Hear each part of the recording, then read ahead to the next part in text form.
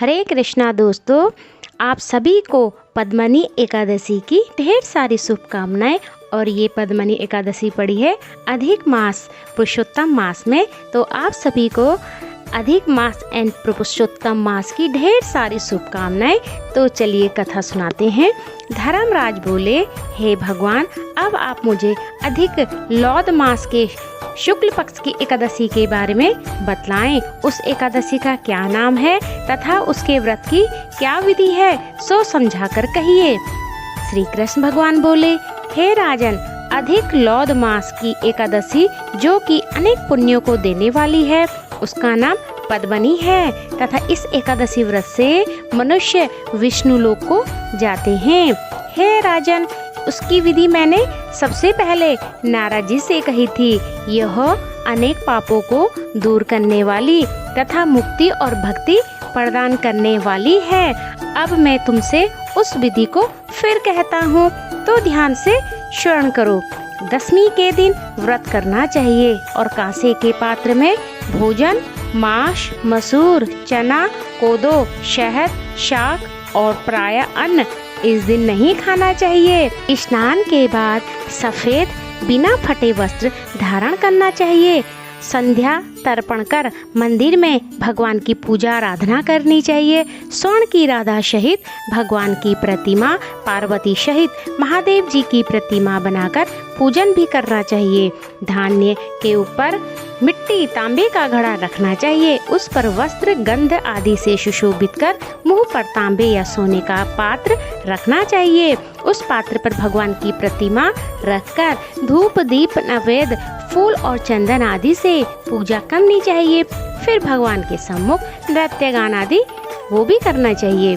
उस दिन पतिता तथा राजस्वला स्त्री को स्पर्श नहीं करना चाहिए और असत्य भाषण तो बिल्कुल नहीं बोलने चाहिए। गुरु और ब्राह्मण की निंदा भी नहीं करनी चाहिए।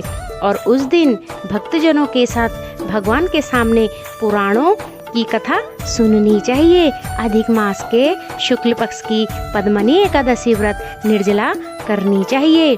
यदि मनुष्य शक्ति रहित हो तो जलपान शुद्ध आहार से व्रत करना चाहिए।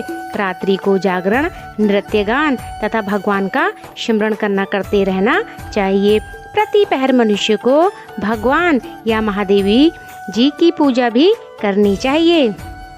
भगवान को प्रथम पहर में नारियल, दूसरे पहर में फूल, तीसरे पहर में सीताफल और चौथे पहर में सुपारी व नारंगी अर्पण करनी चाहिए। इससे प्रथम पहर में होम का, दूसरे वाजपेयी यज्ञ का, तीसरे अश्वमेध यज्ञ का और चौथे में राजसूय यज्ञ का फल मिलता है। इस फल से अधिक संसार में ना कोई यज्ञ है, ना कोई विद्या है और ना कोई तप है, ना कोई दान है। इस एकादशी का व्रत करने वाले मनुष्य को समस्त तीर्थ और यज्ञों का फल मिल जाता है। इस प्रकार सूर्योदय तक जागरण करना चाहिए और स्नान करके ब्राह्मणों को भोजन कराना चाहिए और सब पदार्थ भगवान के प्रतिमा सहित ब्राह्मण को देना चाहिए। इस प्रकार जो मनुष्य यथाविधि भगवान की उपासना तथा व्रत करते हैं, उनका जन्म सफल हो जाता है और इस लोक में अनेकों सुख भोग कर अंत में विष्णु लोक को जाते हैं। हे राजन, मैंने आपको अधिक मास की एकादशी का सब विधान बतला दिया है। मल मास के कृष्ण पक्ष की एकादशी का भी यही विधान है। अब जो पद्मनी एकादशी की भक्ति पूर्वक तप करते हुए उनकी कथा कहता हूँ, उससे स्मरण करो और ध्यान से। यह सुनकर पुलस्त्य जी ने नारद जी से कहा, एक समय कार्तिवीर्य ने रावण को कारागृह में बंद कर रखा था। उसे पुलस्त्य जी ने कीर्तिवीर्य से विनय करके छुड़ाया। इस घटना को सुनकर नारद जी ने पुलस्त्य जी से पूछा, हे महाराज, उस महावीर रावण को, जिसने समस्त देवताओं सहित देवराज इंद्र को भी जीत लिया था, उसकी कीर्ति वीर्य ने किस प्रकार से जीता, सो आप मुझे समझाएं। इस पर पुलस्त्य जी बोले, हे नारद जी, आप पहले कीर्तिवीर्य की उत्पत्ति सुनो। त्रेता युग में महिष्मति नामक नगरी में उपकीर्तवीर्य नाम का राजा राज्य करता था। उसकी 100 स्त्रियां थी। उनमें से किसी के राज्यभार संभालने वाला योग्य पुत्र नहीं था। बस राजा के आदरपूर्वक पंडितों को बुलवाया और पुत्र की प्राप्ति के लिए यज्ञ किया। सब असफल रहे। जिस प्रकार दुखी व्यक्ति को भोग नीरस मालूम पड़ते हैं, उसी प्रकार उसको भी राज्य पुत्र बिना सुख देने वाला प्रतीत नहीं होता था। अंत में वह तप के द्वारा ही सिद्धियों को प्राप्त जानकर तपस्या करने के लिए वन को चला गया। उसकी स्त्री हरिश्चंद्र की पुत्री प्रमदा अपने आभूषणों को त्याग अपने पति के साथ गंधमादन पर्वत पर चली गई। वहां इन्होंने 10 सहस्र वर्ष तक तपस्या की, परंतु सिद्धि प्राप्त न हो सकी। राजा के शरीर में केवल हड्डियां रह गई थी।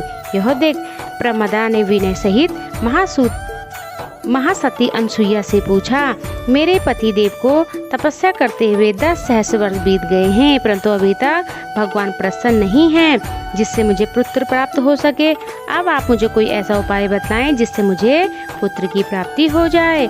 इस पर अनुसुईया बोली, अधिक लौद मास की जो 32 महीने के बाद आता है, उसमें 2 एकादशी होती हैं, जिसमें शुक्ल पक्ष की एकादशी का नाम पद्मनी और कृष्ण पक्ष की एकादशी का नाम परमा है। उसको जागरण और व्रत करने से भगवान तुम्हें अवश्य पुत्र देंगे। इसके पश्चात अनुसुईया ने व्रत की विधि बतलाई। रानी ने विधि सहित एकादशी का व्रत और रात्रि में जागरण किया। इससे भगवान विष्णु उस पर अत्यंत प्रसन्न हुए। वरदान मांगने को कहा। रानी इस पर भगवान की स्तुति करने लगी। रानी ने कहा, आप वह वरदान मेरे पति को दीजिए।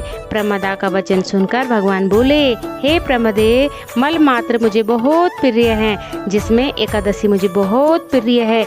इस एकादशी का व्रत तथा जागरण तुमने विधि सहित किया, इसलिए मैं तुम पर अत्यंत प्रसन्न हूँ। इतना कहकर भगवान बोले, हे राजा, अपनी इच्छा अनुसार वर मांगो, क्योंकि तुम्हारी स्त्री ने मुझे प्रसन्न किया है। भगवान की सुंदर वाणी सुनकर राजा बोला, हे भगवान, आप मुझे सबसे श्रेष्ठ, सबके द्वारा पूजित तथा आपके अतिरिक्त देव मानव आदि से अजय उत्तम पुत्र दीजिए। भगवान उनसे तथास्तु कहकर अंतर्धानी हो गए। वह दोनों अपने राज्य को वापिस आए। फिर उन्हीं के कीर्तिवीर्य उत्पन्न हुए, जो भगवान के अतिरिक्त सबसे अजय थे। इसी से उन्होंने रावण को जीत लिया था। यह सब पद्मनी एकादशी के व्रत का प्रभाव था। इतना कहकर पुलस्त्य जी वहाँ से चले गए। भगवान बोले, हे धर्मराज, यह मैंने अधिक लौद मास के शुक्ल पक्ष की एकादशी का व्रत कहा। जो मनुष्य इस व्रत को करते हैं वह विष्णु लोक को जाते हैं। भगवान का वचन सुनकर युधिष्ठिर ने भी अपने परिवार सहित इस व्रत को किया।